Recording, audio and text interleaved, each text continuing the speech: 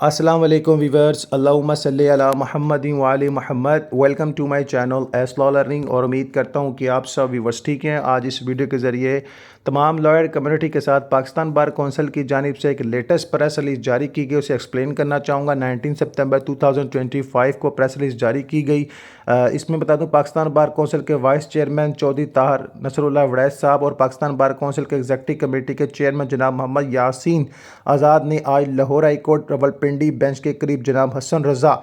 Pasha advocate supreme court Pakistan bar council کے senior member کے دفتر پر فائرنگ کے واقعے کی شدید مذمت کی ہے، جو کہ انتہائی افسوسناک ہے۔ انہوں نے کہا کہ mister Pasha Pakistan bar council کے معزز رکن اور اس کے سابقہ چیئرمین ایگزیکٹو کمیٹی ہیں۔ ان کا کہنا تھا کہ پاکستان بار کونسل وکلاء کے خلاف کارروائیوں اور بار کے معزز ممبران کے دفاتر پر فائرنگ جیسی کارروائی کو